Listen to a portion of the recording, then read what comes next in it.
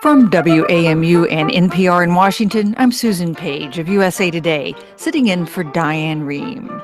Hillary Clinton unveils her economic agenda at a speech in Detroit.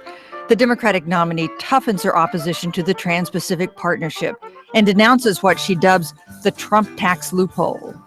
Donald Trump says he was being sarcastic when he repeatedly said President Obama founded the Islamic State. A batch of newly released emails raises questions about the relationship between the State Department and the Clinton Foundation. A Justice Department report finds systemic racial and sexual bias at the Baltimore Police Department. And the courts weigh in on voter ID laws in 2 states. The domestic hour of our Friday News Roundup. First, this news.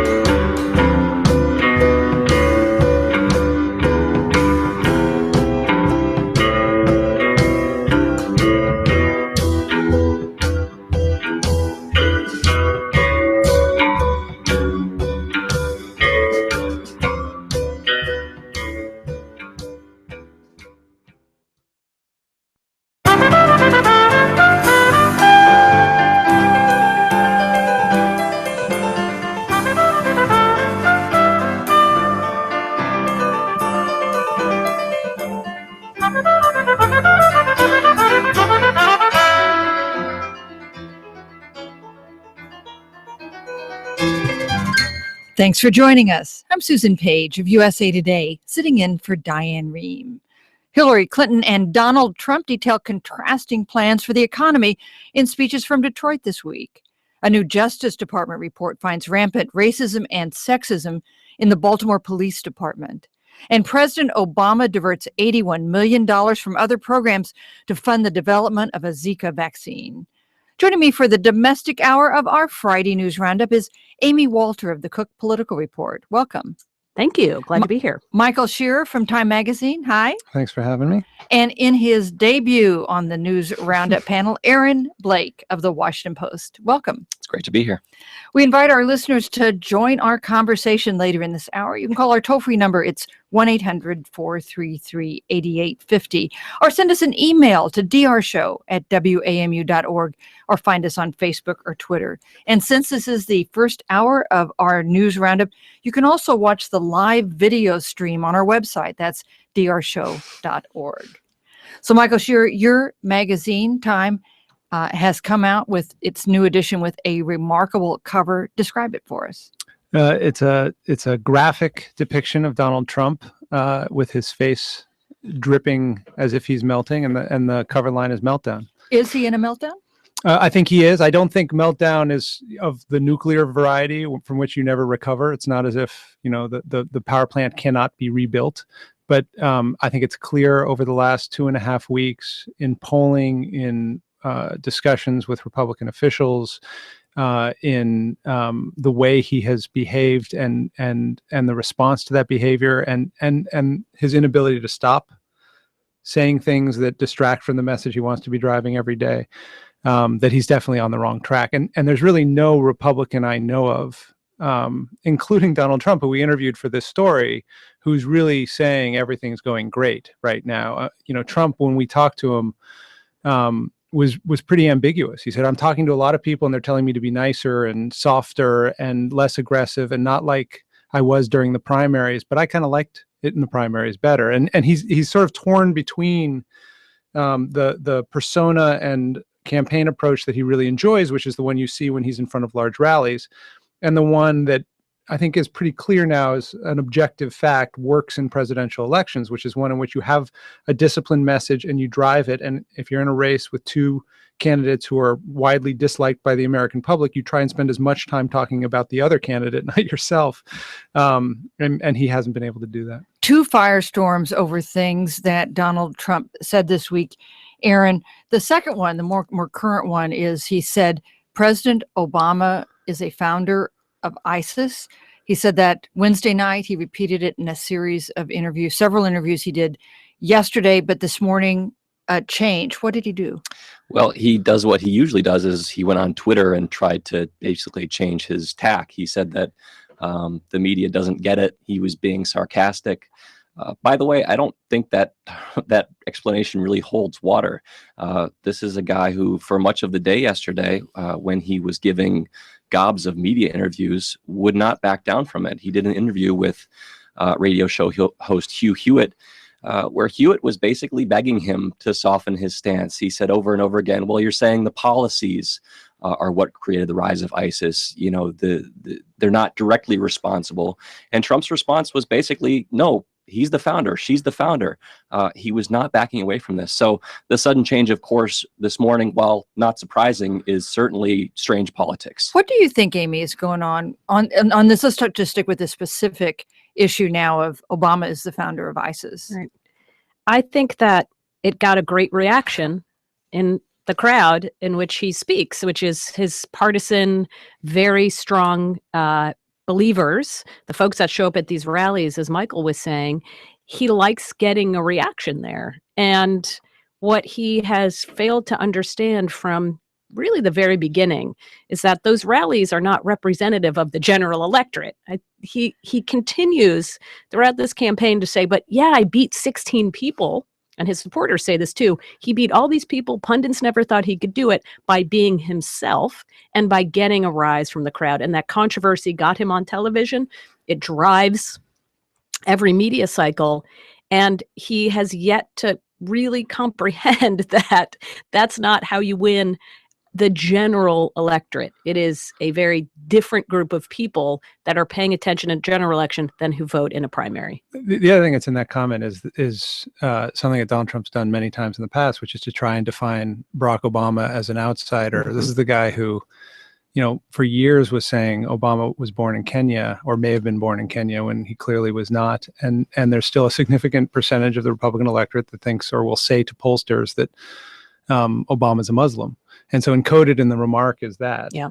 And in fact, at one of the rallies, and I don't know, perhaps he did this more than once, he referred to him as the president as Barack Hussein Obama, which is also, I think, often used as a kind of code. I think that his tweet this morning about sarcasm is really fascinating because it is true that he has changed the way politics is done with sarcasm all cycle. His most controversial statements are not stated. He will joke about saying them. So there's an irony in his approach. And so you both get the message he's delivering and he's establishing a critical distance from the message he's delivering. So he's saying, oh, you can't blame me. It's like when he retweets something racist, he'll say, oh, it was just a retweet. It wasn't me. And it's a fascinating tactic. And I think it has worked for him in the primary because it was a way of him sending messages with some deniability. And I think the evidence is that the middle of the country that will have the decision about who becomes president is not buying it right now. And in fact, that came up in a comment he made earlier in the week that was the original firestorm, which was referring to Second Amendment people and what they might do. Aaron, tell us about that. Well, this was a case in which he could have said he was being sarcastic and it probably would have gone by the wayside. A lot of people thought that it was a joke. He basically said Hillary Clinton is going to be president. She is going to appoint judges that will be anti-Second Amendment, may try to abolish the Second Amendment, in his words. And then he said, well, there's really nothing you can do about it. Well, maybe the Second Amendment people can. And then he said if they did, it'd be a horrible day. It would be a horrible day. So I think his explanation here was that he was trying to mobilize voters who believe in the Second Amendment to come out and vote for him, prevent her from getting the presidency. But the context of what he was talking about was she's already president. There's nothing you can do. And then he made the little aside about the Second Amendment voters. So I think it was there was lots of back and forth about whether this was a threat or a call to arms of some sort. And he didn't back down from it at all. He said this was just a call to the voting booths. The broader context of him saying anything in those rallies is that he often is joking and he's often making jokes that cross lines. So I think if you watch the tape and instead of reading the transcript, he kind of says it as an aside and he kind of backs out as if he's telling you a joke in the moment. So I think that makes even Paul Ryan, the chairman of his party, when asked about this, said, well, it sounded to me like a joke gone bad. I mean, it read as a joke, not as a voter mobilization line. And he even added, he said this Second Amendment people can maybe do something, and then he added, and I don't know, which kind of was like, it made it clear that it was an aside, it was kind of a joke, but he chose not to play it off as such. So Amy, Time Magazine has Donald Trump melting down. You get the feeling this week that it is the Republican Party that is in a meltdown. In crisis. And this is the thing that I think increasingly we're going to be spending more time talking about, which is this just unique to Donald Trump? He's going to melt down and he loses the presidency, but Republicans are somehow able to hold on to their majorities in the House and the Senate because they are so separate from him. I was sitting in a focus group this week, and the question was asked of this group of women, do you think Donald Trump represents the Republican Party?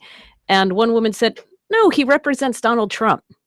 And that is what Republicans are hoping, is that because he is such a unique figure, because he represents views that are unorthodox to many who in the Republican Party, that he is in his own separate box and it doesn't bring down to the rest of the party.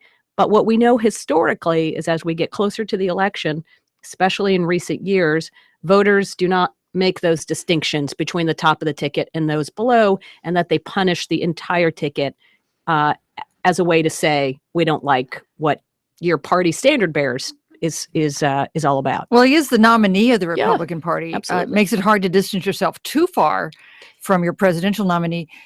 Susan Collins, the senator from Maine, this week said she would not vote for Donald Trump. How many sitting Republican senators and members of Congress does this have made similar comments, Michael? I don't know the exact number, but there's a much larger group than those who have come out who would like to do it, but for political reasons can't. I mean, you look at someone like John McCain, who clearly has significant distaste for many of the things that Trump has said, and has said this at various points, is in a tough primary race, and it would be political malpractice right now for him to come out and say something like that. So I think the what we've seen more common than what happened from the senator from Maine is politicians running away from reporters down hallways, not wanting to answer the question, or politicians simply saying, he's our nominee. I don't want Hillary Clinton, but it's not an endorsement. We're going to take a short break, and when we come back, we'll talk about the controversy that Hillary Clinton faces over a trove of new emails released during her time as Secretary of State. And our phones are open. You can give us a call, 1-800-433-8850. Stay with us.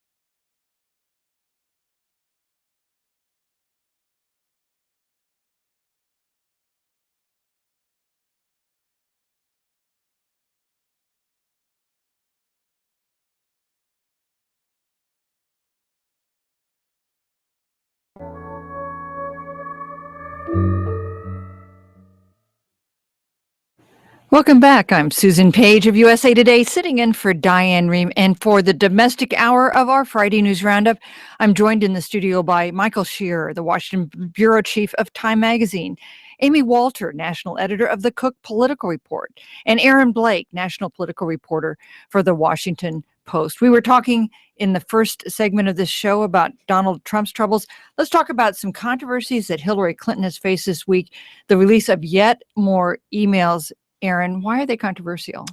Well, these emails deal with interactions between the State Department and the Clinton Foundation, which, the Clinton Foundation deals with global things. So when Hillary Clinton was going to become Secretary of State, there was an assurance that these two worlds would not come together. There would not be any impropriety between the two. An issue that Senator Lugar of Indiana in particular raised during her confirmation hearings. Right. A very valid issue, I would say. There are emails in which a former top aide to Bill Clinton, who now works for the Clinton Foundation, basically sought employment from somebody at the State Department, said we need to give this person a job. It's not clear who that person is. The other email that's at issue here is from a donor to the Clinton Foundation, given millions of dollars to it, who wanted a connection with somebody who was in tune with what was going on in Lebanon. The State Department says that they were basically just looking to share some information about the election, but it does raise issues of whether there was some kind of intermingling of these two worlds that were supposed to be kept entirely separate. If there was it illegal, Michael? I don't think anyone would prosecute these emails without an official act on the other end. And the State Department has said that even a reference for a job that is eventually given would not be an official act. But I think we're still on the surface of this. I mean, Uma Abedin, the person who received these emails, later became a special government employee, continued to work for Hillary Clinton and work for Doug Bann, the guy who's emailing her from the Clinton Foundation, at his private consulting firm, Teneo, and she was taking money from the Clinton Foundation. And it came out this week that Hillary Clinton's chief of staff, Cheryl Mills, had volunteered her personal time while she was chief of staff to go to New York to interview candidates to take over the job of the Clinton Foundation. I mean, the appearance here is very much that Hillary Clinton, even though she, by the letter of the law, was directly not intervening in Clinton Foundation / Teneo business, clearly her universe of top advisors at the State Department was deeply involved in it, which leads to all kinds of possible things that could come out in the future. Michael says we're at the surface of this. Are we going to see more about it, Amy, do you think? Well, there was talk earlier in the year that the FBI or the Department of Justice was going to investigate here. They decided not to do this. So this is not going to be similar to what we saw with the email server, where you're actually going to have an FBI investigation and talk of indictments. But, and again, this goes to the heart of the trouble for Donald Trump as well. In a normal campaign, this would be the first topic we would be talking about on the news roundup. And the fact that that has not broken through is really testament to the ineptitude of the Trump campaign to sort of get out of their own way. The second thing is, this has been hinted at for months. This is, for many people, this is new information, that there's been talk about these, if not illegal, at least ethically tenuous decisions by Hillary Clinton at the State Department and her relationship with the Clinton Foundation, that there will be more, whether it's through emails or through corporations who did business with the state. The State Department was helping these businesses. They gave money to the Clinton Foundation. Was there some quid pro quo? There's a lot of stuff that's sitting out there that has yet to be sort of surfaced. But again, it's because we're spending more time talking about whether or not Barack Obama actually founded ISIS. And of course, it goes right to what I think is probably Hillary Clinton's biggest political vulnerability, and that's a perception she's not honest and trustworthy. And, you know, the stunning thing about this campaign to me is that the most serious vulnerabilities for both these candidates are completely self-inflicted. Yes. It's Donald Trump saying things that are outrageous and provocative, and it's Hillary Clinton's use of a private email server that has dogged her from the start. And also, I would add that the release of these emails, which we hadn't previously seen, just kind of furthers the idea that she didn't turn over the emails that she was supposed to the State Department when it was doing its review. There was basically half of the 60,000 emails that were taken off the table and deemed to be personal. Judicial Watch has FOIA'd, and that's where these emails came from that we just saw. The Freedom of Information Act. They got the emails, and so they basically released them at what seems like an opportune time. But, you know, these are emails that probably should have been part of the initial batch. And I think that's going to raise questions about what other emails we haven't seen in this 60,000. And I wonder if, you know, there probably won't be a prosecution coming of this, at least before the election. But I feel like voters will have a pretty good sense by the election about something key to Hillary Clinton and her husband, which is that whether they were breaking the law or not, they clearly have operated for a number of years in a way that they take care of their friends and donors around them to the extent they can, without, it's almost like well-lawyered friendship, you know, without going over the line, because we haven't really found examples of them going over the line in a clear-cut way that says this is illegal, they should go to jail. But the American people will know that. They will go to the voting booth in November. There's been enough of these stories knowing that that they operate in this way, that they were taking care of their aides by giving them extra paychecks with friends while they were working at the State Department, that if donors called, or, you know, there's another email where her son-in-law sends an email because he wants a friend to have some in at the State Department, and she forwards the email along, that she is the kind of politician who, within the bounds of the law as she understands it, will do favors for But people. is this like gambling in the casino? I mean, is this just the way things work, and perhaps the reason many Americans hate politics? Yes. Yeah. Again, not to spend too much time on one focus group, but this one woman said, the thing is, all politicians lie. The Clintons just seem to get caught. And that is a big part of it. Like, I get that they do this, but they do it over and over and over again, and they're sloppy about it, Right. which makes it even more. I think I think Problematic. it's true that everybody does, and I bet an old childhood friend of Obama's calls him and says, "I'm having trouble with something. Can you put me in touch with the right person?" Maybe he passes it on. What's different about the Clintons is they create these massive Yes. organizations, these massive money making organizations. Teneo is the consulting group that was created by Bill Clinton's former chief of staff and employed a bunch of Hillary's circle. The Clinton Foundation, and they invite people from around the world who are not, who end up getting thrown in jail later. These are not like top of the line people, to give them enormous checks, which is something that most politicians don't do. And so they, their boldness in this area, I think, is different. So the Clinton Foundation, there were suggestions, proposals. Hey, you need to shut it down when you become Secretary of State. Say Hillary Clinton's elected in November. What happens to the Clinton Foundation, do you figure, Aaron? Well, I think the emails that we've seen this week would raise even bigger questions about that. It's all kind of interesting how much she did that seemed to work counter to an eventual presidential campaign. The Clinton Foundation giving these speeches for hundreds of thousands of dollars a piece. It's kind of like, if you wanted to be president again, didn't you know that this stuff might be problematic if you did want to run? What did you really gain by doing this? And they would argue that the Clinton Foundation does many good things, of course, but you're getting yourself into a situation with, as Michael said, all of these people who maybe wind up in jail or have been in jail before, and you just inviting all this scrutiny, and they just seem to not really care too much about that for some reason. We're getting a lot of pushback from our listeners on the idea that Trump was joking, or can claim he was joking on his Second Amendment comments. Here are a couple of them. Michael on Twitter says, your panelists are fooling themselves if they think Trump's comments about Clinton and the Second Amendment were a joke. Get serious, please. And another tweet from Jay, who writes, Donald Trump doesn't joke. He has no evident sense of humor. Don't let him off the hook. And an email from Susan, who says, Mr. Trump should not be allowed to suddenly proclaim that he was using sarcasm whenever he realizes he has gone too far. He does his damage, then he wants to pretend it was all in fun. Then let's go to the topic that we might have started with in a different campaign, and that is the fact that both candidates gave major economic addresses this week, both of them before the Detroit Economic Club. Kudos to the Detroit Economic Club for landing both of them in 1 week.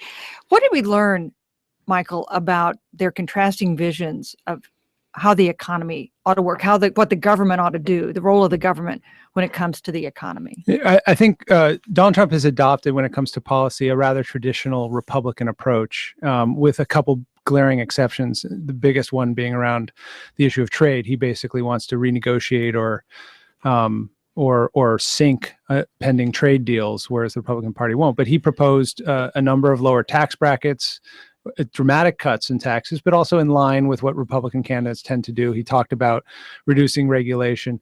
And Hillary Clinton has a plan for every issue, and it's a detailed plan. And she wants to, continue a lot of the things President Obama's talked about. More help for student loan recipients, an infrastructure bank, more help for U.S. manufacturing. I mean, there's a number of government solutions. I think the policy is one thing. The other takeaway from these two speeches coming so close to each other is one of style. Clinton's was very specific, and she reveled in the degree to which she could say, go read my white paper. Trump's is incredibly unspecific. Even the things he said, and there were 4 or 5 things, including the tax brackets, and he wants a deduction for childcare, for people who spend money on childcare. He basically said, well, I'll tell you more about it later. Like, we don't really know what this means. We don't really have scores for what it's going to do. It hasn't really been played out. And I think, regardless of the Democratic Republican takeaways of different policy directions, you also have two candidates who have very different approaches to the idea of policy and the role policy plays in their own minds and would likely play in their White Houses. Yeah. And I do think that it goes to the heart too of the Trump concept that everything's negotiable. So this is just a starting point. Why should I take specifics? What I found fascinating about both of them was the degree to which they acceded to their base. So Donald Trump, who's been running as a populist Republican, most of his messages have been all about, we're going to get rid of these terrible trade deals, terrible Wall Street, terrible Washington insiders who've sort of sold us down the river.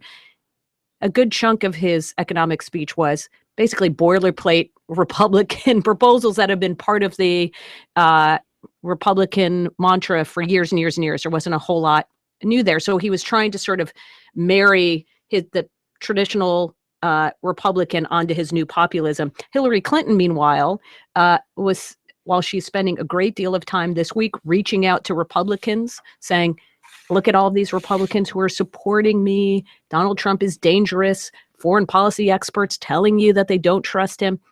She basically, in her economic plan, said, but I'm not going to give you any Republican light. This is as liberal and as progressive you're going to get. This is basically Bernie Sanders, but not all the way Bernie Sanders. Maybe it's 60% Bernie Sanders. Although on the Pacific Trade Pact, that's right. There've been a lot of Just speculation absolutely. that she came out against it during the primaries because of Bernie Sanders, but her heart is really for it. She made it difficult for her to flip on that issue by what she was saying. Yeah, and I think this was probably a response in a lot of ways to what Terry McAuliffe said. The former DNC chairman, very close to the Clintons, said during the Democratic National Convention, which was basically, she'll adjust on that. She'll eventually let it through. This is obviously a big Obama initiative, part of his legacy. So it's kind of an uneasy thing between Obama and Clinton. But Clinton said, I'll oppose it now. I'll oppose it after the election. And I'll oppose it as president. So that's about as clear as you can be, and very tough to go back on. This is pretty remarkable when you think about it. I mean, especially since we think she probably supports it. Well, and that this is a president right now with a 52% approval rating, very strong ratings with his base. She is specifically going after one of his big issues. I'm Susan Page, and you're listening to The Diane Rehm Show. Our phone lines are open, 1-800-433-8850, and you can watch a video of this hour streaming live on our website, drshow.org. Any chance, do you think, Michael, that the Pacific trade deal gets approved during a lame duck session? I think there's a solid chance. I think it's diminished somewhat over the last 3 months because of Clinton's moves, but I think President Obama still wants to get it done. Mitch McConnell still wants to get it done. I think Mitch McConnell doesn't need a lot of Democrats to get it done. And I think Paul Ryan is maybe a trickier. We'd have to see how the election goes and where his membership is. But it's very possible that he would want to get it done. I think right now, at least this trade deal, the most likely route for it passing would be in those months right after the election. Well, this could also be like one of those issues like TARP, though, where you could see Republicans who decide to support it.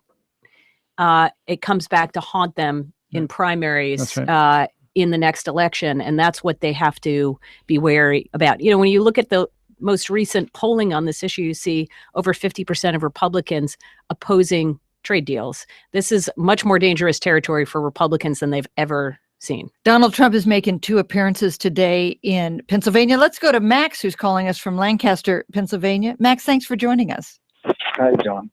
I want to say that the Republican Party has been convincing their base that the talk radio, Fox News conspiracy stories are the real thing, and they've been doing it for decades. And I think that the base is tired of being left high and dry once the party's anointed candidates get elected. They were absolutely not going to accept Jeb.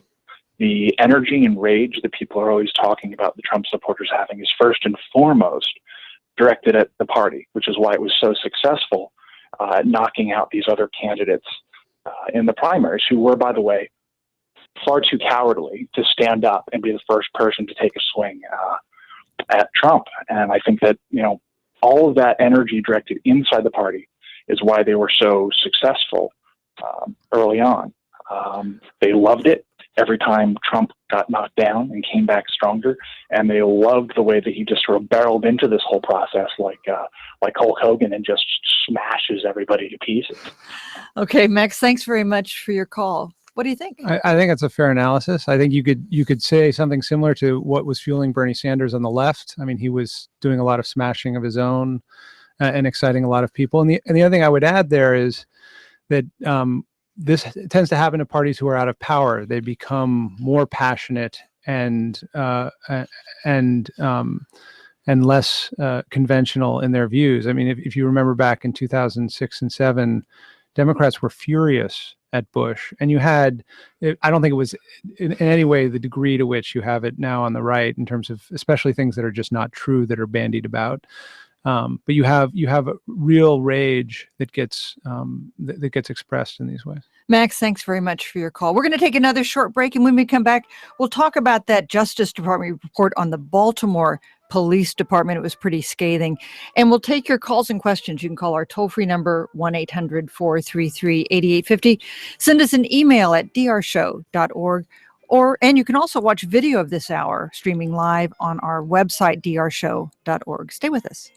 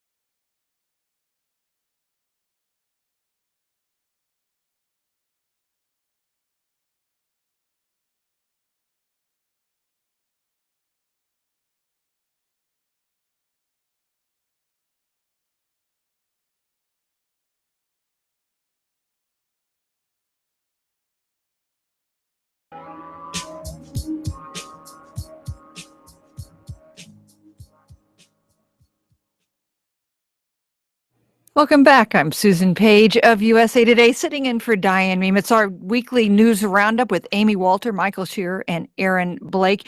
We've been taking your calls and questions. Let's go back to the phones. Let's go to Louisville, Kentucky, and talk to Bernie. Bernie, hi, you're on the air.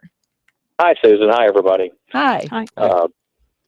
Well, I was calling. Do you all sometimes feel that Trump just really isn't running for president?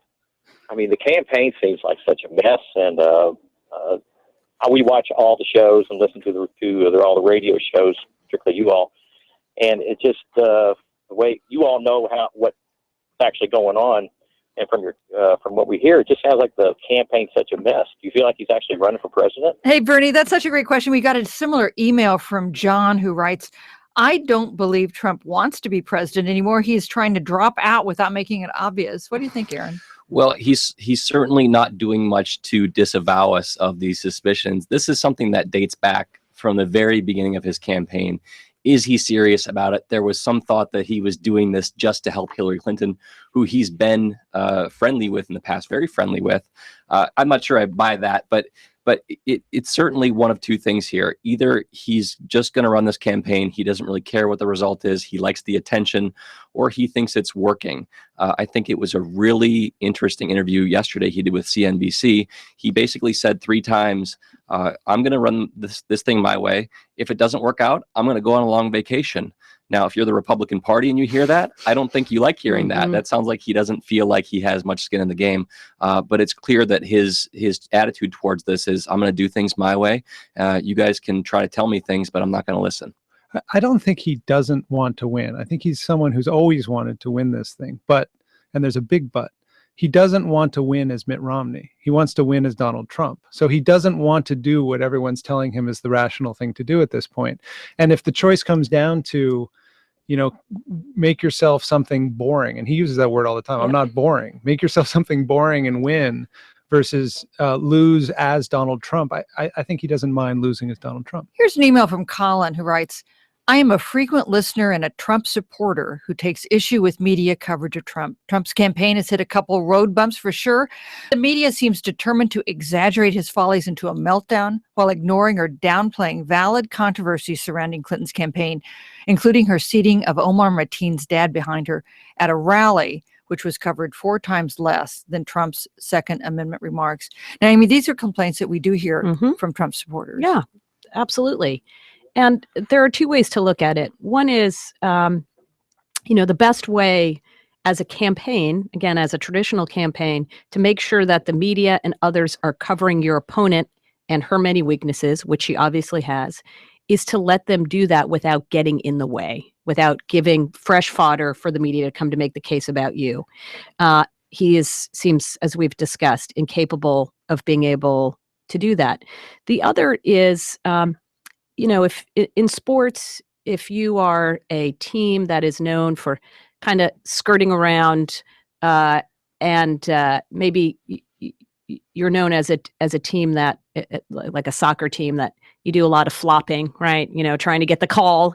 Then the refs are going to spend a lot more time making sure that you are not flopping. And so you have 2 challenges with the media. On the one hand, they were criticized during the primaries for not digging enough into Donald Trump and letting him get away with saying things that were blatantly untrue. Right now, the political fact checkers say he has more pants on fire, meaning 100% untrue statements, than any candidate they've ever covered. So he makes statements that are blatantly false, while at the same time trying to cover him as a traditional candidate is very difficult to do. We had a listener send a note complaining that we had not used the full quote of Donald Trump's comment about the Second Amendment people. Let me just read the full quote, which we pulled from PolitiFact.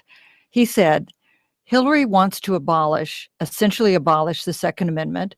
By the way, and if she gets to pick her judges, nothing you can do, folks. Although the Second Amendment people, maybe there is, I don't know, but I'll tell you what, that will be a horrible day if Hillary gets to put her judges in. Here's a tweet we've gotten from Webster who says, Congress must come back into session to vote money for Zika or be exposed as risking U.S. lives. In fact, Aaron, we saw this week the president took steps basically giving up, for now at least, on the idea that Congress is going to approve money for Zika funding. What did he do? It's basically a stopgap at this point. $81 billion, I believe, is being transferred from other programs at NIH over to the Zika effort in response to Congress's, basic inability to pass something which both sides agree should be passed in some form. Republicans put forward a $1.1 billion bill that had certain elements that Democrats didn't like, so they voted against it. There's been a call for $1.9 billion from the Democrats on this that Republicans are wary of. They don't want to add to the debt. So we've just kind of reached an impasse. And I think this is a really good example of the gridlock in Washington. This is something both sides agree has to be done. And they're getting caught up in the details yet again. They just can't get past kind of the partisanship of the issue and do something that everybody thinks they need to. And yet the Washington Post did a poll, I guess it was this week, asking Americans whether they see Zika as a significant threat, and very few do. So it's one of these instances where Congress is able to get away with this, in part because, at least at this point, a majority of Americans do not see this as an immediate visceral threat. Although that could change over the coming months. There's 7,350 cases in the U.S., including Puerto Rico. 15 infants have already been born. There's blood tests in Puerto Rico suggest 2% of people coming in have it in Puerto Rico. What's interesting about this money is it's a very temporary measure. It's just going to carry them another month or so. And this time, it's not taking money away from Ebola. There was another shift away from Ebola funding, but it's taking money from research into cancer and diabetes, money for opioid treatment, and money for heating oil for the poor. So at some point, if this continues, it starts eating into things that are also priorities, I think, for a lot of voters. We have an email from Jeff who asks, does anyone on your panel have any insight on the meeting this morning in Florida between the RNC and the Trump campaign? Apparently, Trump himself won't be there, but there appears to be some discord between the two groups. I read about this in Politico this morning. Yeah. A meeting that one anonymous source called a come to Jesus meeting. Haven't they had a lot of come to Jesus meetings? I mean, this is a reality. This comes on the heels of a report that the Trump organization, the Trump campaign, has asked the RNC to put offices in all 50 states, which, of course, we know that there are not 50 battleground states. A lot of pushback there from some Republicans saying that's a waste of money. But to Michael's point, this is a campaign that Donald Trump wants to run, and this is what he's going to do.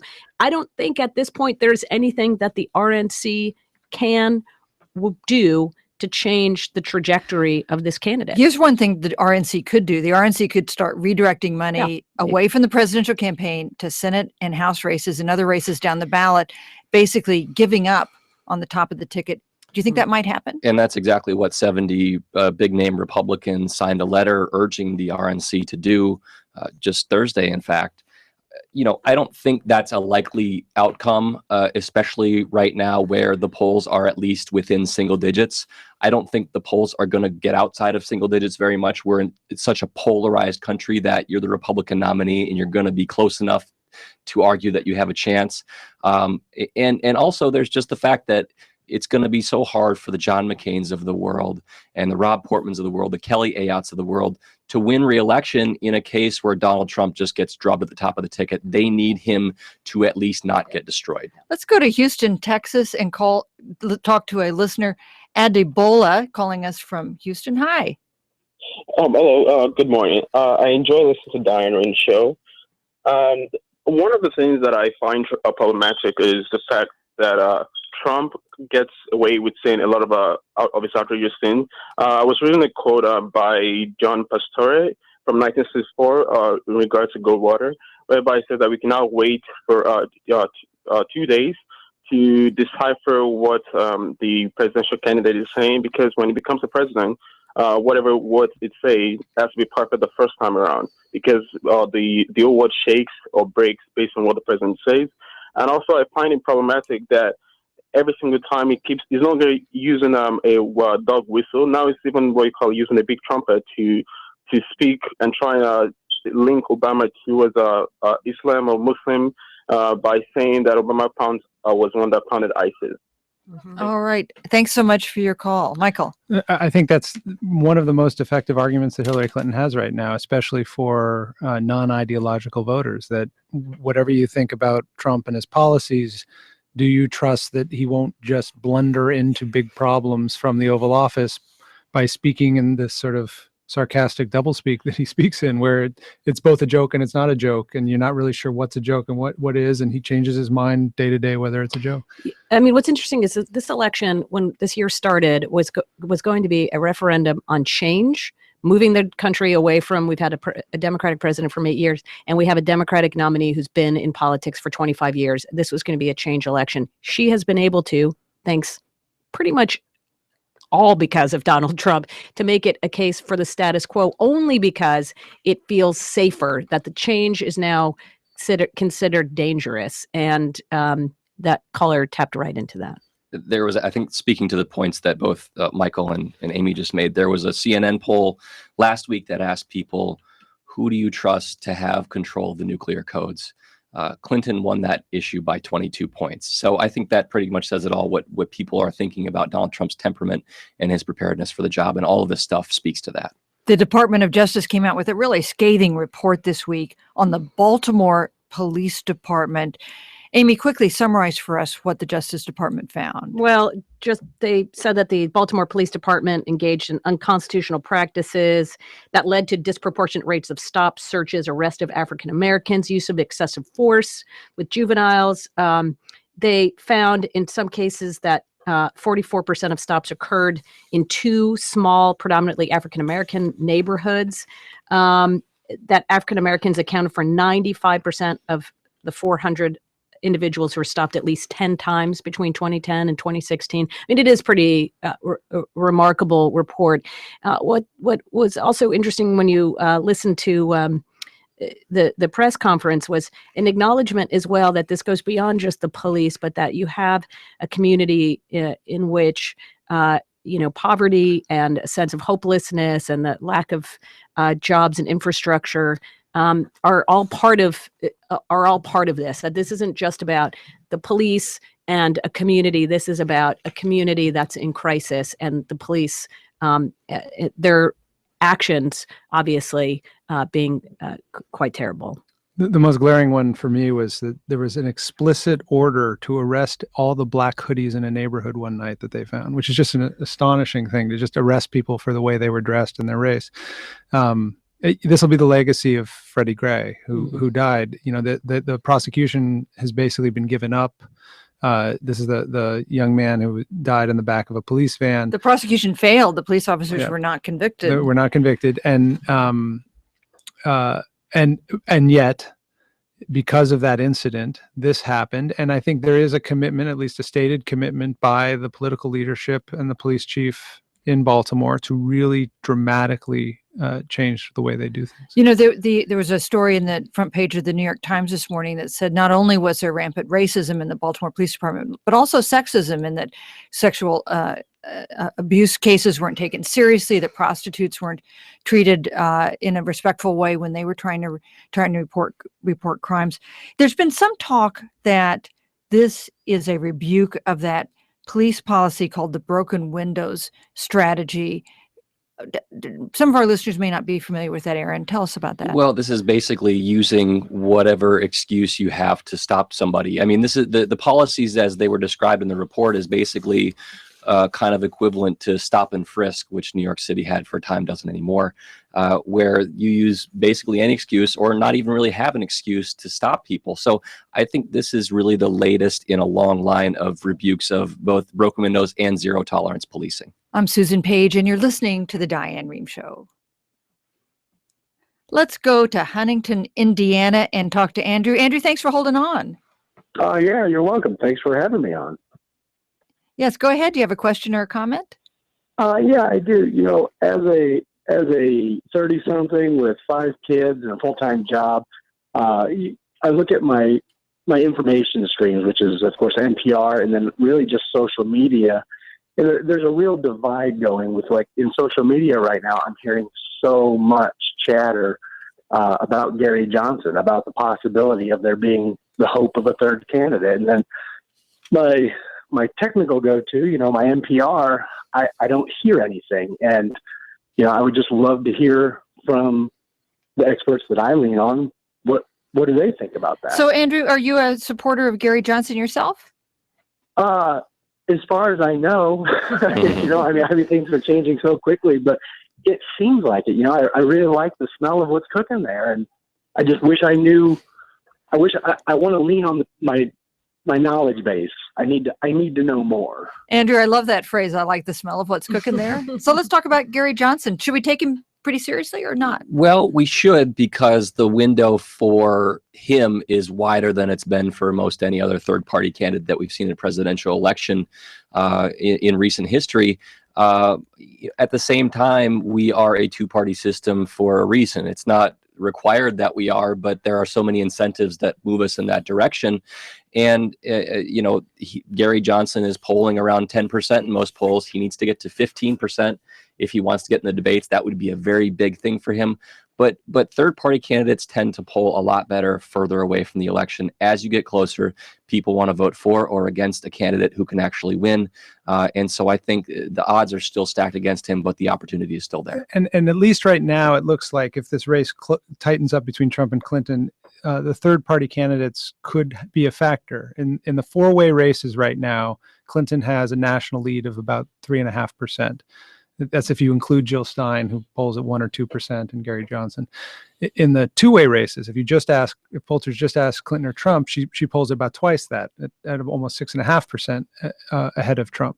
So if Johnson continues to be strong and becomes stronger, and Jill Stein finds some traction for the Green Party, and Donald Trump is able to close this up, that they could be significant factors. And, there's a second way that Gary Johnson can get into the debates, and that is if Donald Trump makes it a condition of his participation in the debates. That's also, he wouldn't necessarily have to get to 15%.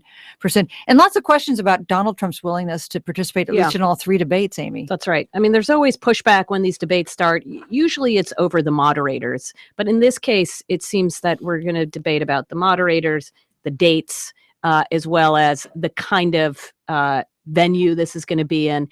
It sure seems to me that his campaign has been setting up a clear out clause for Donald Trump right now. So just a small correction on something I said. I said that both Trump and Clinton had spoken at the Detroit Economic Club. It turns out Trump spoke at the Detroit Economic Club, but Clinton spoke at the Futuramic Tool and Engineering in suburban Detroit. My apologies to the Futuramic Tool and Engineering for misstating that, and congratulations on getting that major address by Hillary Clinton there this week. And my thanks to my panel, Aaron Blake of the Washington Post, Amy Walter of the Cook Political Report, Michael Shearer of Time Magazine. Thanks for being with us. Thank you. Thank you. I'm Susan Page of USA Today, sitting in for Diane Rehm. Thanks for listening.